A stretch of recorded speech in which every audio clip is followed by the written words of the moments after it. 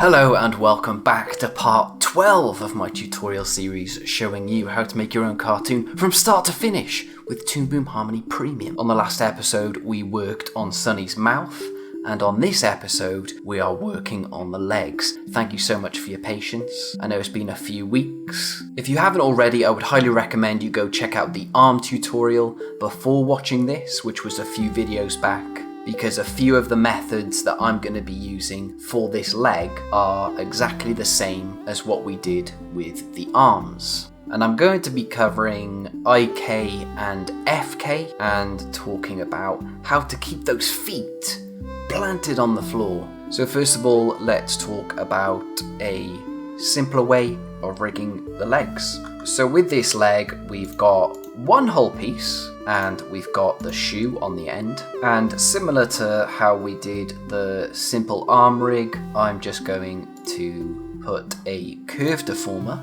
in this leg.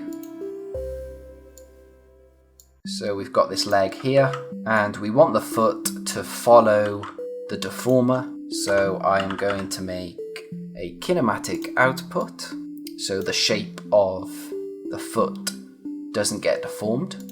And I'm going to attach the leg deformer to the foot and we can get rid of that peg. So now when I move that leg, the foot moves with it. So that is a method of forward kinematics because you are working your way down the hierarchy. So if I rotate this and bring this down and then select the upper body, so because this hip at the moment is part of the lower body, I'm going to change that and I'm going to make an extra peg and I'm going to call it upper body hip, and then we're going to connect that to the hip over here. We will arrange that peg somewhere around there, should be fine. So we can bring that down and let's imagine that was a crouch. So the issue that you see here is that the foot doesn't stay planted. So I'm just going to put this peg back to how it was by clicking on it, going up the hierarchy to the deformer, and then clicking reset current keyframe. So what I'm going to do is I am going to make a new substitution for this leg by pressing Alt-Shift-D. So that gets duplicated there. I'm going to come over to this button here, create new deformation chain. And this time we're going to create it from the bottom up instead of the top down. So click there and click there. However, when I move the end of this, the foot is coming with it because it's attached to the end point of the deformer. So to fix that, we can come into this deformer and the new deformation chain that we've just made is number 2. So what we're going to do is we are going to get a cable from the first deformation chain, and I'm going to take that and I'm just going to put it in this multi-port out, and then I'm going to connect that to the foot instead of the other one. So now when I move this deformer, the foot is attached to it just like before. However, when I switch to the other one, which has been rigged from the bottom up, you can see that the foot does not get affected, and that's because only deformation chain 1 is connected to the foot and not number 2. So that's how you can fake inverse kinematics with a more simpler leg rig. So if I were to create 2 keyframes here, I'll have this one and then we'll move to frame 10 and then we'll move that deformer. Then we'll select the upper body, we'll bring that down. I know this is terrible posing, but this is just for this example. So now you can see that that foot stays exactly where it was when we put an interpolation on it. And you could fix that foot by putting a envelope deformer around the edge, and then you can just manipulate these edges so that they match up correctly.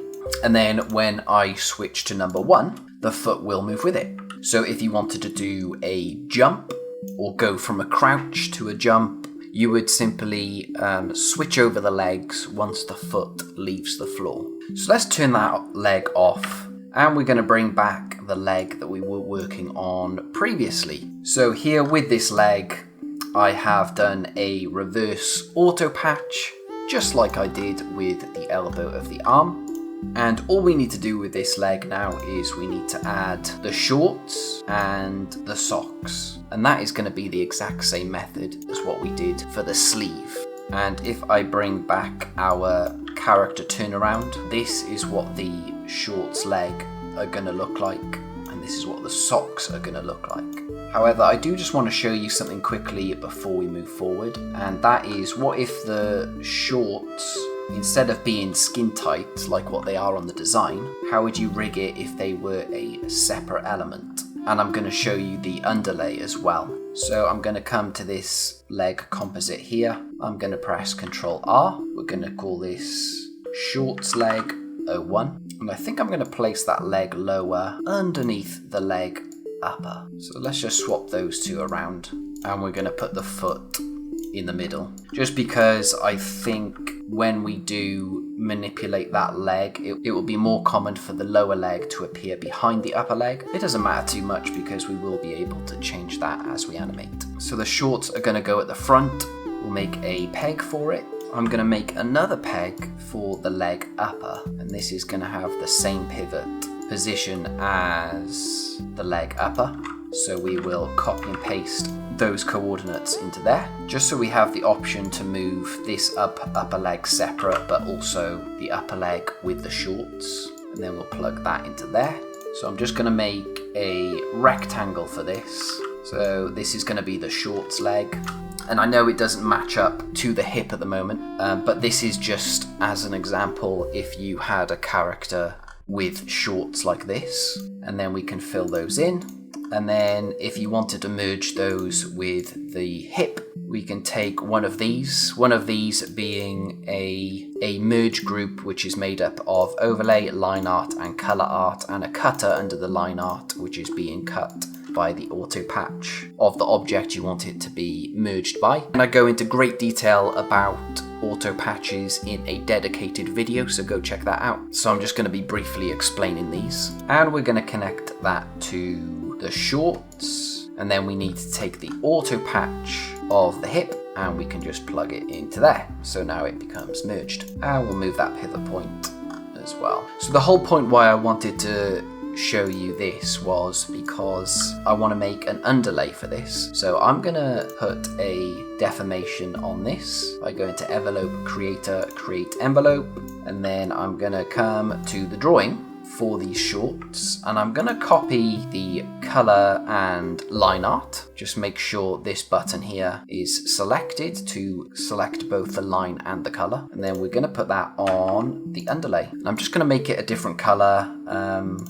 we'll just go a little bit darker. We'll fill that, and then we'll come back to the node view, and I'm gonna select the layer properties for this legs short, and we're going to untick the underlay because we don't want it to be shown. And then I'm going to clone this by pressing Ctrl CV, and I'm going to attach it to the same peg. This is going to go behind the upper leg, so we'll plug it just on the right of the upper leg, which is located here. And with this one, we're going to untick everything except the underlay, and I'm going to make a deformer for this as well. That line is being shown there because it's not been merged. So what we can do if we come in, I'm just going to call this shorts leg underlay, just so we know. And then we can come into the drawing of this, because we don't need this top section. So I'm just going to cut through about half of it. Then we can get rid of that. So now we can take this and we can move these up. And with this one, we can move these down.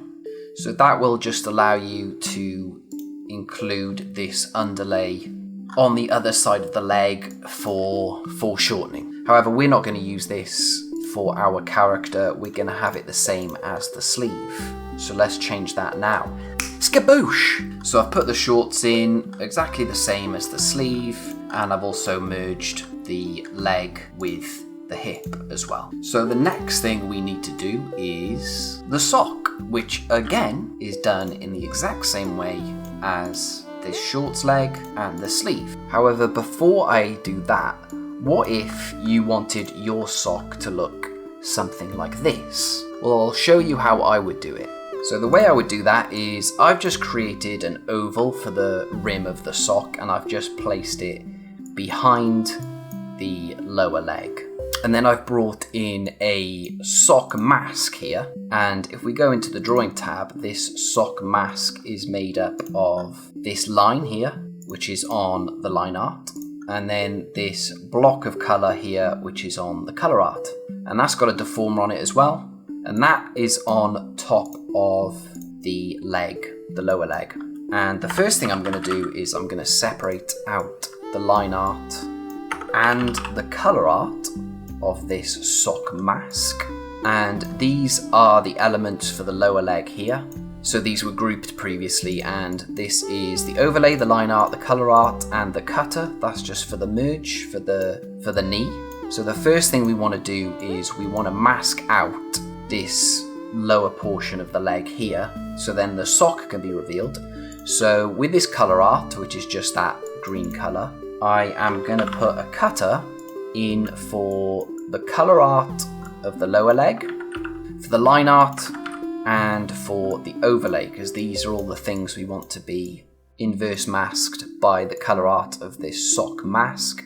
So I'm going to plug those into there. So now you can see as I move this, it's inverse cutting the leg. The next thing I want to do is I want to clone this leg lower, and we're just going to call it leg lower underlay. I'm also going to put a peg on that because we will want to change the order of these as well, and then that will be the child of the leg lower, and that is going to go behind the sock there. With this leg lower, I'm going to come into the properties, and I'm just going to tick underlay art, because in the leg lower I've put this underlay in, which is a copy of the line and the color, but I've just changed the color. And then as we move this sock, everything moves with it.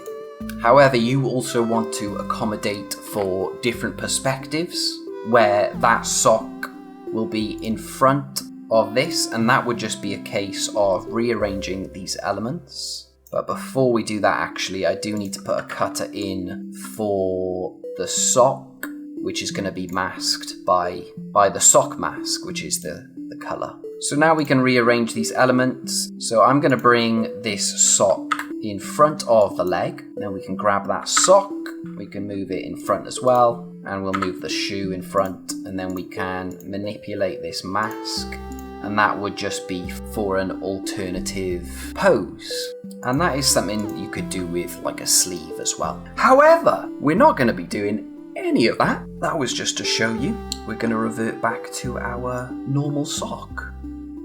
Skabang! So now we've got our sock there. Let's just move the pivot to there.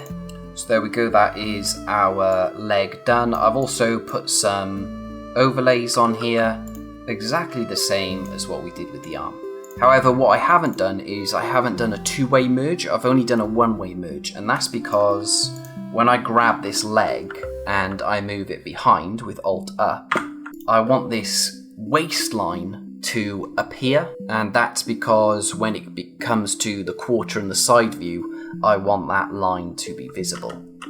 So I've only done a one-way merge where I've taken the hip and used this auto patch for that upper leg.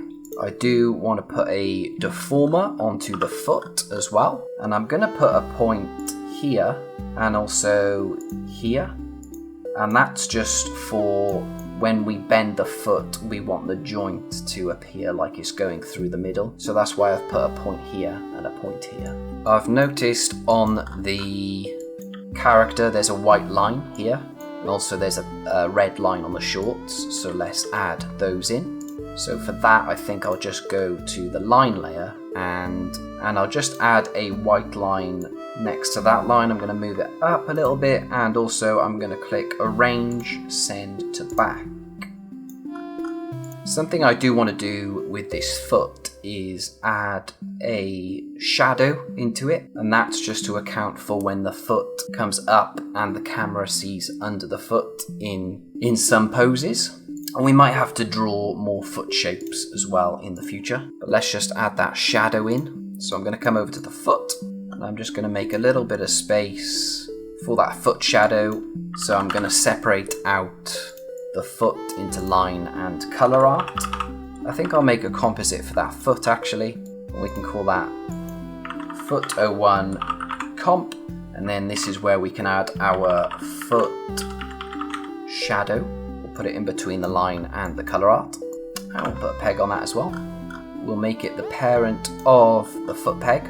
So for this shadow, I'm just going to add a square, and we'll make a new color for it, and we'll just make it a little bit darker. So I'll add that around there. Let's put a deformer on it, and then that will be cut by the color art. So that foot shadow will come up like this. Let's put the pivot in the correct spot, so then that would come up and work like that. You could also make a handle for it as well. So if we clone that, I'll just call it foot handle. We'll connect it to the foot shadow peg, and we will put the handle on the overlay.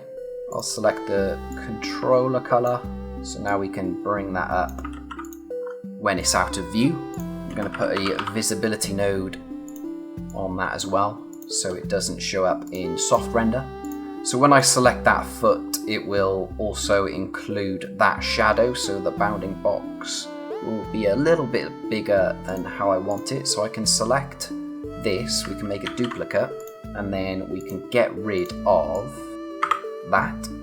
And also for this foot shadow, I'm going to untick that overlay because we don't want it to be visible on that node.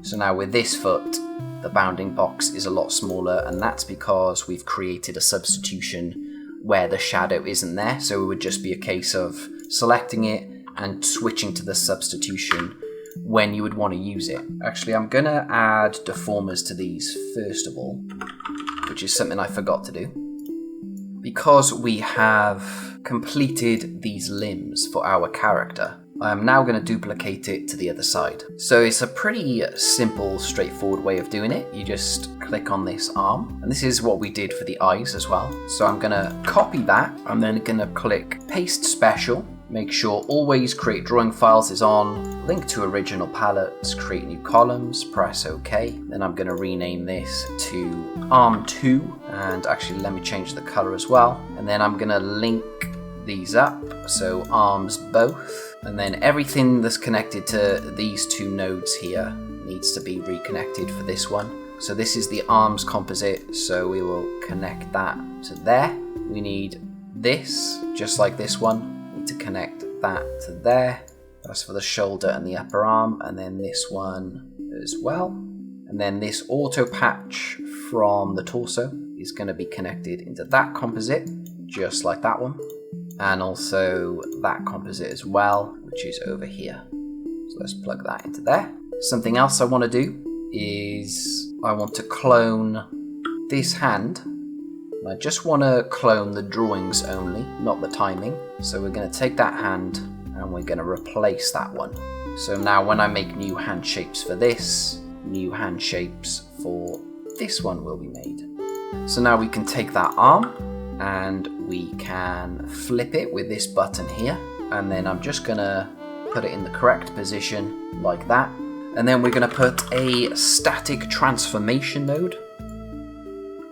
We're going to put it above, and then we're going to change that to be above there. And then we're going to click on this, bake all incoming transformations. It will then flip to the other side. Press R to reset it. So now that's its default position. We do need to change that pivot point just to be on the other side, about there. And let's do the same with the leg as well. Put that pivot point in the correct position. So we've got all our limbs sorted. But for this next leg, we are going to be using 2-point constraint nodes for the inverse kinematics for the leg. One thing which a lot of people are trying to do when they create their rigs is something that I wondered about when I first started, is how to keep that foot firmly planted on the floor with this leg set up. I will say that a lot of animation studios will not use 2-point constraint nodes for inverse kinematics for the legs, and actually they'll just use this type of leg and will use forward kinematics throughout. Let's say this is the first pose, and for the second pose they want to be crouched. And I've seen it done a few different ways. However, if you take this pose and then we'll make a new pose, and what we'll do is you might be tempted to bend the leg and then bend the whole leg, and then maybe bring that foot over there and then bring the whole body down so that it matches that. However, when you tween that, you'll notice that the foot doesn't stay in place. And that's because we've got all this animation information on its parent pegs, and then that will require a lot of counter animation. So the way I've seen it done before is to select this leg lower and the leg upper, bring the pivot point down, and then you can move the leg here.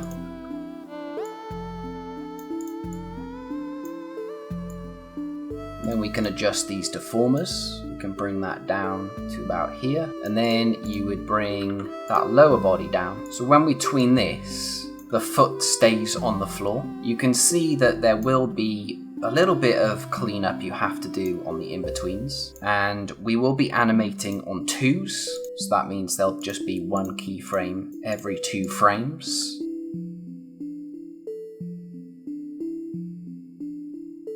However, I will show you how to do a 2-point inverse kinematic leg rig. So here we've got our leg and we've got our foot, leg upper and leg lower, and I'm just going to add some 2-point constraint nodes to the leg upper and the leg lower. And for this leg upper, I'm going to add 2 pegs to these ports here. Put one in there and one in there. So this peg is going to go on the knee, and this peg is going to go on the hip. So now when I move these pegs, you can see that it squashes, but it also maintains that volume, so it gets a lot wider.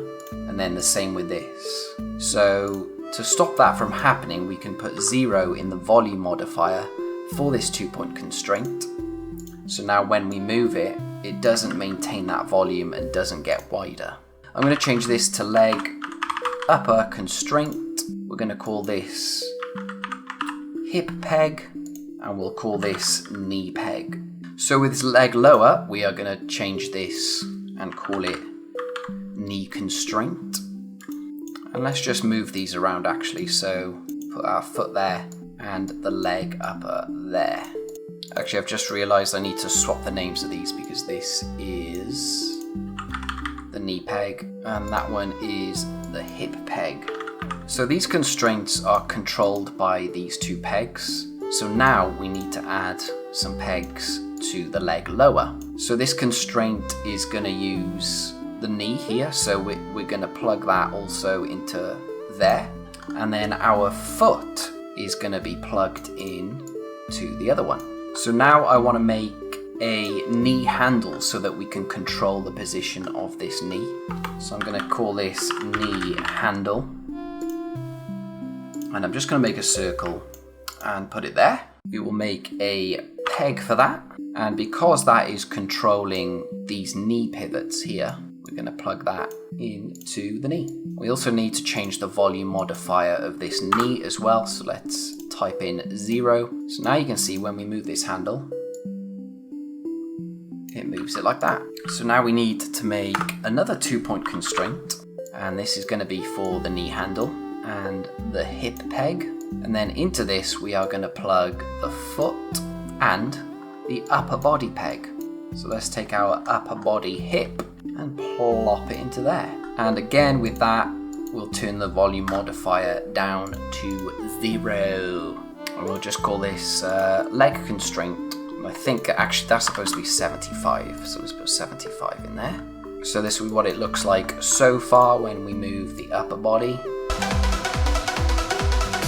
So now we need to put in some transformation limits. So we'll put one for the knee handle, and we'll put one for the hip peg. I'll call this hip limit.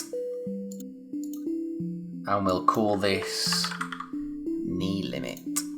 So I'm just going to bring this down to about there. So what these limits do, they essentially, as the name implies, they limit some of the animation information. So I'm just going to put a 0 in these for the scale X, Y, and skew. So we've lowered this upper body now. So now we want to come into each one of these. So let's do the hip first. And we just want to adjust these until the hip is in the correct position. So I'm just going to line that up about there. And then for the Y-axis, we can bring it up to there.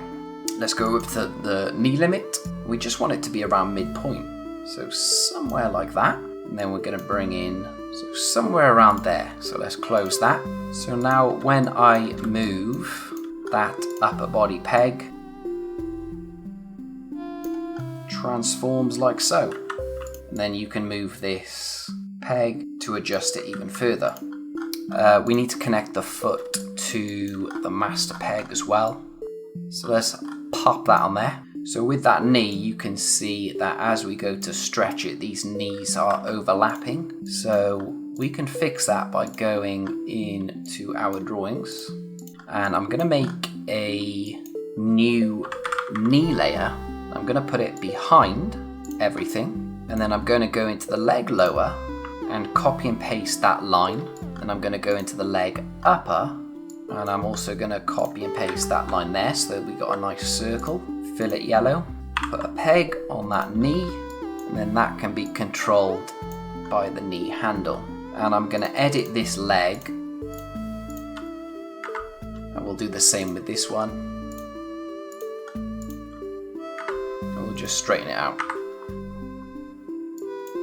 So when I move that upper body,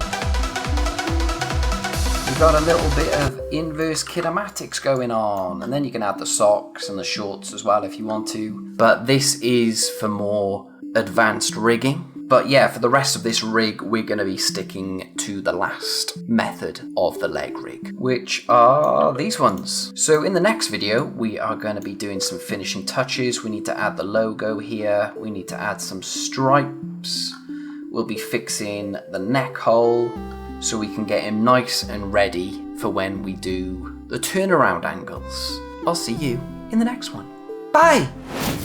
Thank you so much for watching. If you do have any questions, you can leave them down in the comment section below, or you can ask me live over on Twitch, where I stream this stuff 5 days a week. If you enjoyed the video and you found it helpful, please feel free to like and subscribe. Your support really does go a long way. And if you want to be notified of any future videos, you can click that notification bell. Thanks again. I'll see you in the next video. Bye!